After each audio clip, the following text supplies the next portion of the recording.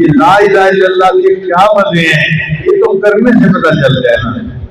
کبھی تنہائی میں بیٹھ کے لا الہ الا اللہ لا الہ الا اللہ کی ایک تصویر پڑھیں, اپنے دل پہ ضرب لگائیں, پھر دیکھیے اس کا مزہ کیا ہوتا ہے.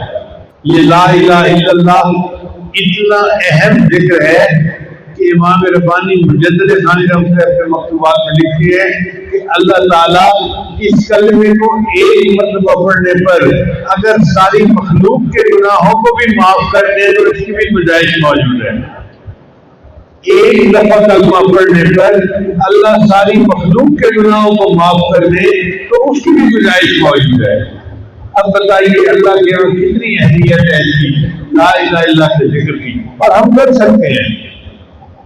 اب مثلاً آپ لاہور سے جا رہے ہیں اسلام آباد, تو گاڑی میں آپ کے کیا کر رہے ہیں, بیٹھنے کی ہے نا, تو بجائے ادھر ادھر کے خیالات میں بیٹھنے کے لا الہ الا اللہ لا الہ الا اللہ کا ذکر کرتے رہے. اس ذکر کو اتنا پڑھیں کہ زبان تر ہو جائے. حدیث مبارکہ میں آتا ہے قبر میں سب سے زیادہ جو عمل فائدہ دے گا وہ اللہ کا ذکر ہے. جو بندہ دنیا میں اللہ کا ذکر زیادہ کرتا ہوگا اس کے لیے اللہ تعالیٰ قبر کو جنت کا باغ بنا رہے ہیں. جنید بغدادی رحمۃ اللہ علیہ اپنے وفات کے بعد خواب میں نظر آئے. کسی نے پوچھا حضرت قبر میں کیا بنا, فرمانے لگے کہ میرے پاس ان کے نکیر آئے تھے اور آ کر مجھ سے پوچھنے لگے میں رب تیرا رب کون ہے.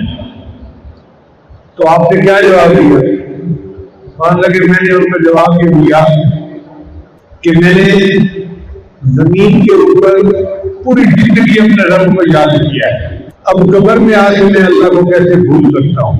اور جی سامنے رحمۃ اللہ کسی کو خواب میں نظر آئے حضرت قبر میں کیا بنا, فرمانے لگے کہ مجھ سے منکر نکیر نے پوچھا من ربک تیرا رب کون ہے, تو میں نے جواب دیا میرا رب وہی ہے جس نے فرشتوں کو حکم دیا تھا کہ آدم علیہ السلام کو سجدہ کرو. کہنے لگے میرا جواب سن کے وہ کہنے لگے اس کا تو سبب بڑا پکا ہے, چلو یہاں سے. شیخ عبدالعزیز رحمۃ اللہ کے بارے میں بھی ایسا ہی واقعہ ہے. کسی کو خواب میں نظر آئے اس نے پوچھا حضرت قبر میں کیا بنا, مان لگے منکر نکیر نے پوچھا تھا من ربک تیرا رب کون ہے, تو میں نے انہیں جواب دیا کہ دیکھو تم عرش سے لے کے نیچے قبر میں آئے ہو کروڑوں میلوں کا فاصلہ طے کر کے, تم رب کو نہیں بھولے, میں زمین سے 6 فٹ نیچے آ کے رب کو بھول جاؤں گا.